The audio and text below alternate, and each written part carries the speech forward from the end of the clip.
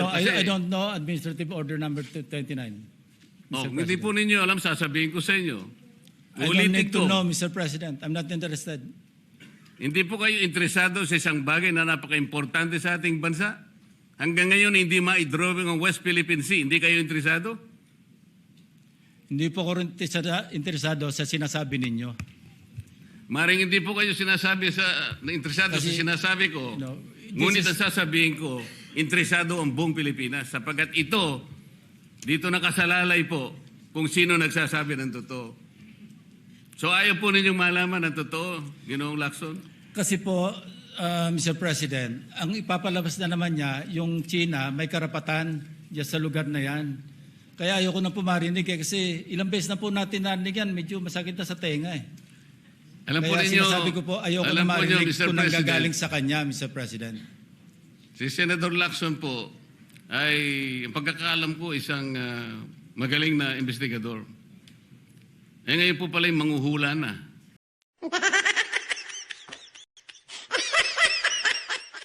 Lamang po ay ngayon ko lang po na nakita ang ganitong special treatment. Hindi ko naman sinasabi, Mr. President, na lahat ay ganito. Kasi po yung yung una pa po bago ito, Mr. President, naalala ko, tinapos muna lahat po ng bisita, pati po yung mga galing sa Southeast Asian Games. At kahuli-hulian nga po, inabot po ako ng alas 8 ng gabi. Yun lamang po. Ngunit gusto ko pong makapagtanong sana sa ating ginagalang na Senador Ping Lacson kung siya po ay papayag. My pleasure, Mr. President. Hindi ko po alam, Sir President, Your Honor, kung paano ko, sana ko mag-uumpisa sapagkat hindi ako ang subject matter nung aking dineliver na privilege speech kahapon. Kaya kung sagutin at iisa-isahin sa inyo, ngunit ang nangyari, parang ad hominem ang nangyari. Sa akin po, natutukoy lahat ang inyong privilege speech ngayon, samantalang ang inaasahan ko ay sasagutin nyo yung privilege speech kahapon.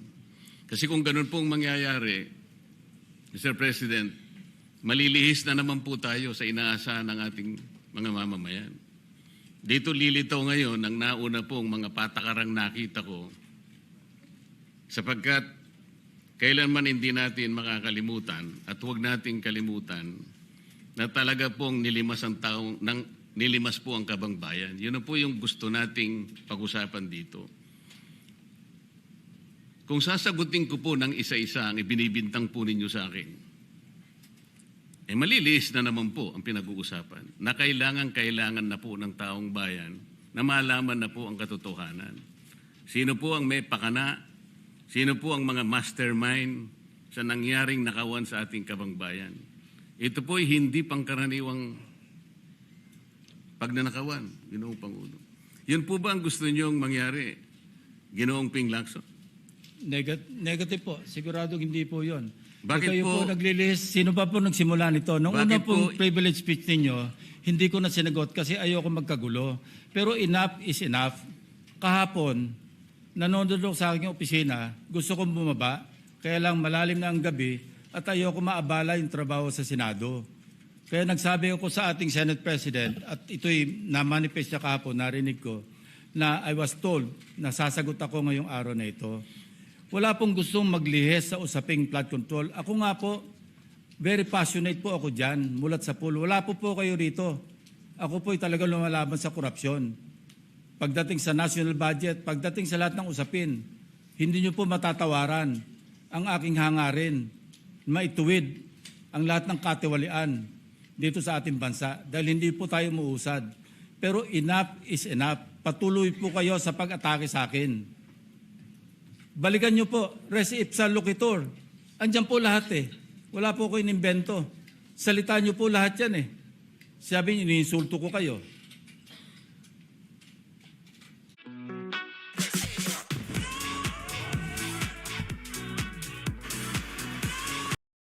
Totoo po ba o hindi yung aking mga binanggit?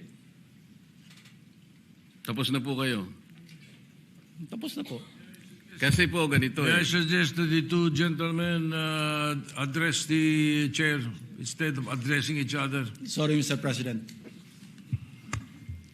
Pagpaumanhin po ninyo, Ginoong Pangulo, ngunit nakakalimutan po ng ating Senator Ping Lacson na siya po ang nagumpisa sa ngayon lang eh. Ako raw po ay defensor ni Vizcaya. Palagi niyang ipinipilit yun. Hindi niya makalimutan ang sinabi ko na nung ako po ay nasa Blue Ribbon Committee, tungkulin ko po kasi na ipaglaban ang sino man, witness man siya, resource person, siya po ang kauna-unahan na nag-apply ng Witness Protection Program. Sa aking palagay po, nung panahon na yon, ay kakailanganin namin siya sapagkat mga pangalang malalaki ang dapat na makuha natin. Hindi naman siya, ang ibig ko sabihin, si Vizcaya po ang mismong nagbigay po ng kanyang kagustuhan. Nung una po, Mr. President, ayaw ko nga maniwala sa kanya. Kaya sinabi ko sa kanya, gumawa ka ng sulat, kahit sulat kamay, para sa ganun, walang masabi ang iba na parang ako pang nag-initiate sa'yo dahil hindi kita kakilala. Kailangan malaman muna natin kung ano ang laman ng iyong testimony. At kailangan ma-determine natin kung talagang meron kang may kukontribute na mga pangalan. Kasi importante na lumitaw ang mga pangalan ng mga taong talagang utak ng pagnanakaw na ito. Yun po ang pinag-umpisahan nun eh. Dahil mabigat ang kanyang gagawin, Mr. President, nakita ko sa kanyang pagkagustuhan na siya'y sumailalim sa Witness Protection Program. Kinilala ko naman yun, Mr. President. Malalagay nga sa alanganin ng buhay niya. Yun po naman ay nakalagay sa batas eh. Bakit ngayon akusahan ako na ako pa ang nagdidepensa sa kanya? Nandun naman po sa batas eh. Kaya nga po nang ipilit po ng ating DOJ Secretary na pinipilit niya magkaroon ng restitution, sinabi ko huwag mong gagawin yan. Wala naman sa batas yan eh. Ipipilit ninyo sa pamagitan ng memorandum ninyo na kahit wala sa batas para siya maging katanggap-tanggap na witness protection program witness, ay gagawin niyong mag-restitute siya. Wala po sa batas yun, Mr. President. Yun po yung nilalaban ko. Kung napagkamalan niya na dinidepensahan ko, hindi po pwede yung ganun, Mr. President. So ngayon, hanggang ngayon, pati ba naman ng asawa ko na independent director, kakalantariin pa rito. Saan ba natin pag-uumpisa ng pag-uusap na ito? Pagkatapos, ipipilit na naman ninyo yung Kalayaan Island Group. Ano po ba patakaran dito, Mr. President? Ginoong Lacson? Kailangan bang samot-samot ang gagawin mo para sa isang privilege speech? Kayo po'y matagal na sa Senado. Alam ko po, kabisado nyo yung patakaran dito. Ang isang privilege speech na katutok lang sa isang subject matter. Pero kung gagawin po ninyong samot-samot ito, at pagkatapos ay mag-uumpisa kayo na para bang ang nilalaman ng privilege speech ninyo eh puro ad hominem. Wala po tayong matatapos dito. Ang hangarin po natin dito ay yung subject matter na pinipilit natin sapagkat ito po ang inihintay ng taong bayan. Kung sasagutin ko po ng isa-isa at ang iba po'y sinagot ko na, ay lalayo po tayo. Ang akin pong tinatanong sa aking privilege speech kahapon, ay bakit parang hindi ninyo pinagbigyan ang ibang mga tao na napakarami nilang dapat sabihin para sa ganun malaman natin ang katotohanan. Kayo po ang nagsabi, Senator Lacson, Mr. President, napupuntahan natin lahat ng lugar na kung saan ang ebidensya. Hindi po ba kayo po'y nagpahayag noon dito sa plenaryo, Mr. President, Senator Lacson, na sinabi nyo na ang presidente ay name drop ni Yusek Bersamin. Hindi ko man lang po nakita yung kanyang katauhan na ipinatawag nyo dito. Samantalang napakalaki ng dapat niyang ipaliwanag sapagkat kayo po ang nagsabi sa pamamagitan ng pagtitiwala ninyo sa ibinigay na testimony ni Yusek Bernardo na niname drop niya ang presidente. 100 billion pesos po pinag-uusapan dito, na kung saan ang porsyentong tinanggap nila, sang-ayon din sa inyong pagpapahayag, ay 8 billion pesos. Nagtataka po kami, ang taong bayan, hindi nyo man lang pinatawag si Yusek Bersamin. Nagtataka din po ako. Alam po ninyo ito. Nakiusap, nagpresenta si ex-Governor Chavit Singson. At iminungkahi ko po sa inyo at ang sabi niyo, sige po, sa susunod na pagdinig natin, ay iimbitahan natin siya. Sapagkat marami raw siyang gustong ibahagi sa ating pagdinig tungkol sa mga project sa Ilocos. Ngunit hindi po niyo tinawag. Yun po yung pinagtataka. Ito po yung gusto ko sanang sagutin ninyo. Sa akin po, wala nang kwenta kahit na ako'y patutsadahan ninyo na ganito ako, ganito kami, ganyan. Hindi na po mahalaga sa akin yun eh. Ang mahalaga po, Mr. President, ang taong bayan ngayon na naghihintay ng kasagutan sa maraming katanungan nila kung magagawa pa natin na buklatin lahat ang dapat buklatin. Kilalanin kung sino dapat kilalanin. Ang gusto ko pa po sana, Mr. President, sana sagutin po ninyo, Senator Lacson. May I respond, Mr. President? May I respond, Mr. President? Yes, please, go ahead. Mr. President, Your Honor, have you read the partial committee report? Ganito po ang nangyari, Mr. No, have President. you read the partial committee report? That is my question, Mr. President. Binasa ko po, ngunit hindi ko po magawan ng paraan kung paano ko po itatrato. Kasi kahit na po ganun ang nangyari, tiningnan ko po eh. Kaya lang, sabi ko sa mga staff ko, nung mag-meeting kami, bakit ka ako wala man lang pirma ito? Ito po italiwas po sa inyong ipinahayag kahapon. Sinabi nyo rito, If I may be allowed, po. Mr. President. Patapusin niyo muna ako para may paliwanag ko kung bakit hindi man lang ako sumagot sa inyo dito sa ibinigay niyong material na ito. Kasi sinabi po ninyo, for one, I have it on record that his office already received a copy of the BRC Partial Committee report as early as February 11, both hard and soft copies, but he has not signed it, even with I dissent remark. It follows that as chairman, I was first to sign before routing the same contrary to his claim that I did not. Kahapon lang po namin nakita ito, Mr. President. Pero hawak ko po dito yung ipinrint naming kopya na nakuha lang namin sa isang link sa PDF document. Kami lang po nagprint nun. Wala pong pirma.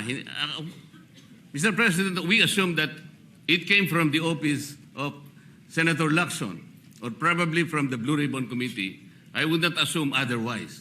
So sabi ko, kung walang pirma ito, wala man lang covering letter, ano bang gagawin namin dito? Gagawin ba nating banderitas ito? Ganun po ba yung pagbibigay ng isang importanteng dokumento? Kung inaakala po yung importante ito, bakit wala naman pong pirma man lang? Sa akin palagay, hindi po ganun ang pagtrato sa amin bilang miyembro ng Blue Ribbon Committee. Dapat man lang sana, kahit na initial nyo lang po at meron siguro kayong instruction doon, anong gagawin namin dito? Now, before Senator Lacson responds, will you answer the question? Did you read it or not? That was the question.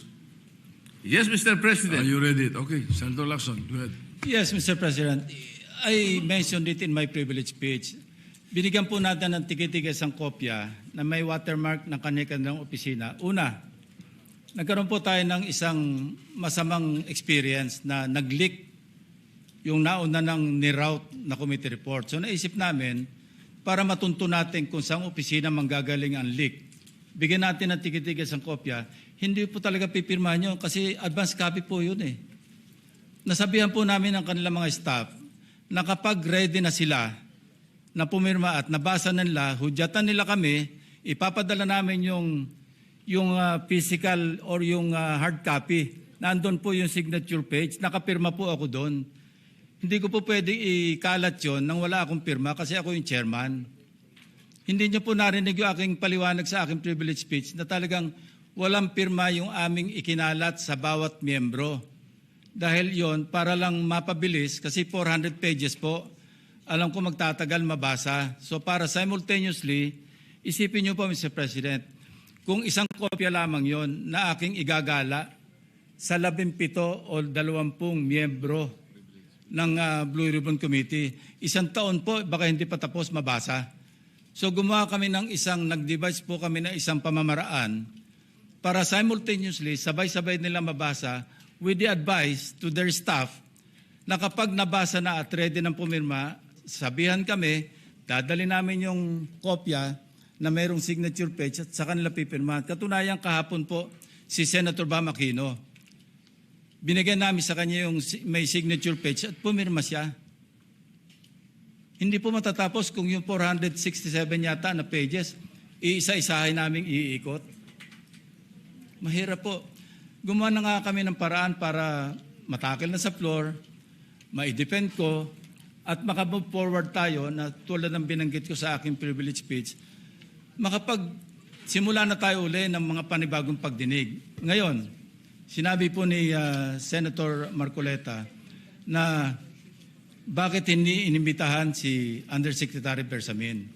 Kaya ko po tinanong, kung nabasa niya na yung report, kung meron po siya maipakita sa akin doon sa committee report o doon sa TSN, doon sa minutes ng pagdinig na nabanggit ang pangalan ni Undersecretary Bersamin.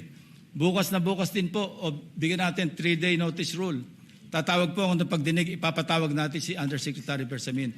Ang binabanggit niya po yung aking interpellation sa DBCC na kung saan si Undersecretary Bernardo gumawa ng personal na sulat kay Pangulong Bongbong Marcos. At sinasabi niya doon na ito yung mga personalidad na alam niya, na naalala niya na mayroong allocable at kung ano-ano pa. Wala po sa Blue Ribbon Committee minutes yun. Sa labas po yan sa plenaryo, sa DBCC, sa National Budget Deliberation.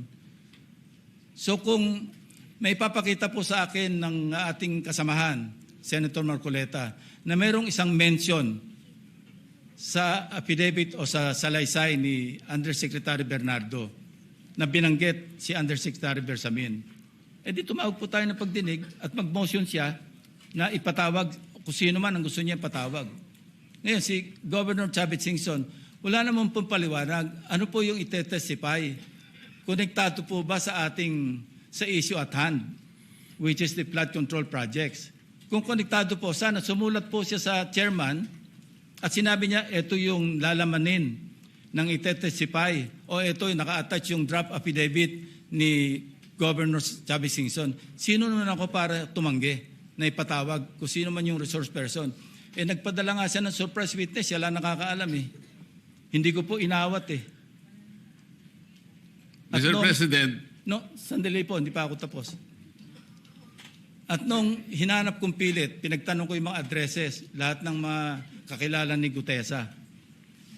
At inalam po namin sa pamamagitan ng CCTV footage, baka naman merong sumalubong o merong kasama na pwede natin matunton kung nasan si Gutesa. Ganun po kasi ang aking pagnanais na talagang get to the bottom of this issue.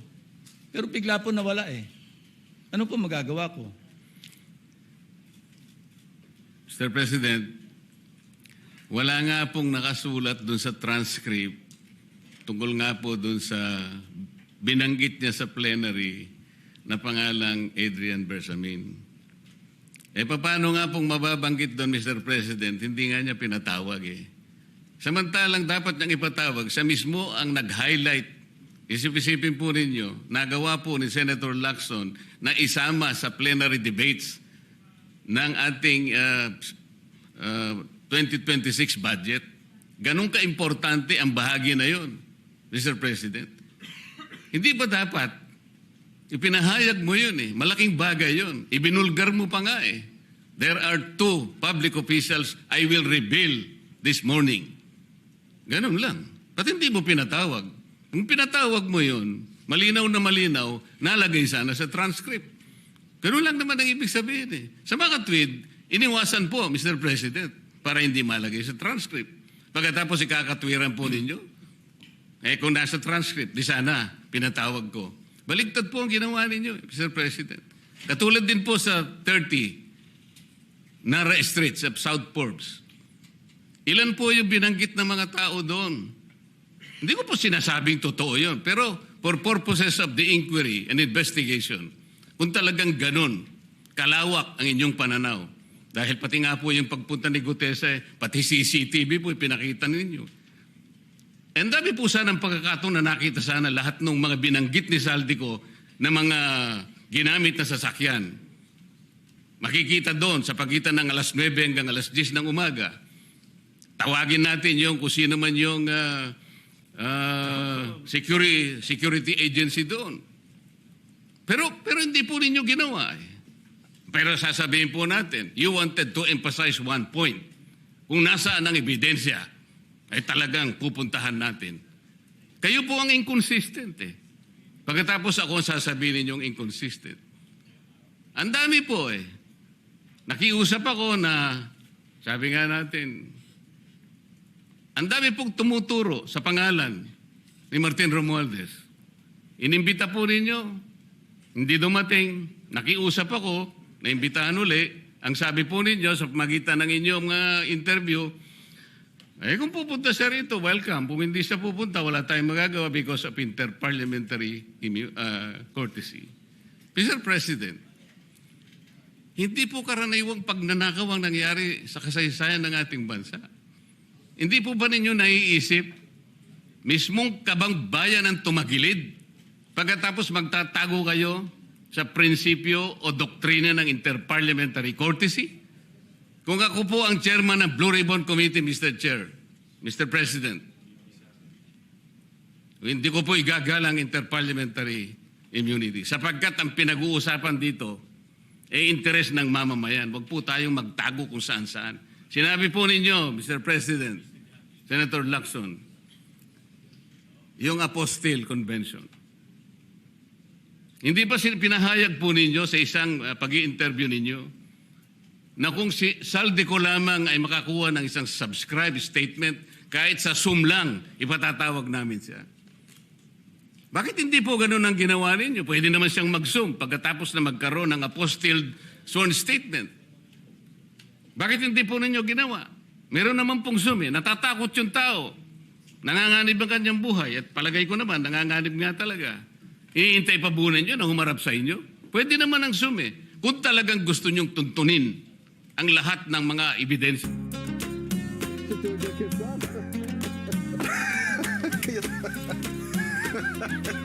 Privilege speech kahapon eh.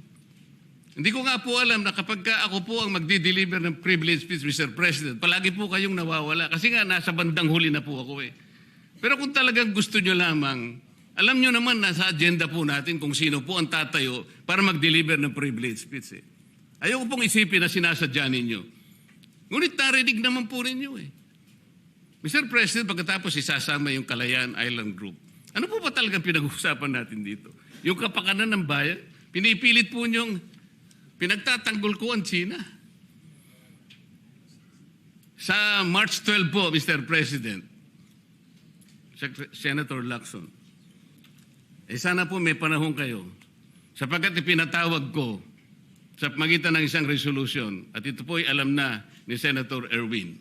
Pinatawag ko po ang NAMRIA, pinatawag ko po ang Philippine Coast Guard, Philippine Navy, ang DFA, pinatawag ko rin po si Justice Carpio at saka yung professor sa UP. At kung sino man po ang interesado, pero once and for all, malaman po natin dito kung sino ang sinungaling, kung sino ang makatsina, kung sino ang naggagaling-galingan at nagpapanggap na expert in international law. Sana po, Senator Lacson, nandun po kayo. Mr. President, may we hear from the chairman of the Foreign Relations Committee because his name was mentioned. May I just confirm if indeed he will call for a hearing and invite those people mentioned, Mr. President, with due respect? Well, as requested, if you would like to respond, Senator Erwin Tulfo. Thank you, Mr. Chair. This morning, I have received a letter from the Department of Foreign Affairs citing that they cannot attend, including NAMRIA, Mr. Chair, and we have already written to the various chiefs of staff of the members of the Committee on Foreign Affairs. They cited, including Namria, that they cannot attend because of the fact that it is a matter of national security, Mr. President. And I also have a copy that will be sent to your office, Mr. President. The reason given by Namria, the Armed Forces of the Philippines, and the Department of Foreign Affairs, Mr. President. In other words, Mr. President, the gentleman from Pampanga and Tarlac is confirming something that is not confirmed. Mr. President, that is too much of a statement. Kausap ko pa lamang ang chairman at kaming dalawa po nagkakausap at niremind pa nga ako yung mga nakarang araw na March 12, okay ka na. So, ang sabi ko sa kanya, ito po ang dapat nating maimbitahan. Bakit naman po nagkaroon ng issue sa national security ang pagdinig tungkol sa usapin sa West Philippine Sea? Mr. President? Ito na naman po ba ay patakaran para ilihis na naman? Hindi po pag-uusapan dito kung ano-ano mang klaseng teritoryo ang pag-uusapan dito. Ang pag-uusapan lang natin ay yung masigalot na pinalalaki nila at hindi nila maintindihan na walang kamatayang West Philippine Sea. Nakalagay po kasi sa Administrative Order number 29 dated 2012, Mr. President. 14 na taon nang nakararaan, minanduhan mismo ang NAMRIA at ang DFA na mag-submit ng mapa at mga charts sa opisina ng United Nations General as UN Secretary General at inotify ang lahat ng international organizations katulad ng IHO. Ano po bang ibig sabihin nun, Mr. President? Alam po ba ito ni Senator Lacson, yung Administrative Order number 29? This is something between the chairman of the Foreign Relations Committee and the gentleman from Tarlac and Pampanga, Mr. President. Hindi po, tinatanong ko po kayo. No, kasi, I don't know Administrative Order number 29. hindi po ninyo alam, sasabihin ko sa inyo. I don't need to know, Mr. President. I'm not interested. Hindi po kayo interesado sa isang bagay na napaka-importante sa ating bansa? Hanggang ngayon, hindi ma-drawing ang West Philippine Sea. Hindi kayo interesado? Hindi po ako interesado sa sinasabi ninyo. Maring hindi po kayo interesado sa sinasabi ko. No, Ngunit ang sasabihin ko, interesado ang buong Pilipinas. Sapagkat ito, dito nakasalalay po kung sino nagsasabi ng totoo. So ayaw po ninyong malaman ng totoo, Ginoong Lacson? Kasi po, Mr. President, ang ipapalabas na naman niya, yung China may karapatan diyan sa lugar na yan. Kaya ayoko na po marinig kasi ilang beses na po natin narinig yan, medyo masakit na sa tenga eh. Alam po Kaya ninyo, sinasabi ko po, ayoko na marinig kung nanggagaling sa kanya, Mr. President. Si Senator Lacson po ay, ang pagkakaalam ko, isang magaling na investigador. Eh ngayon po pala yung manghuhula na.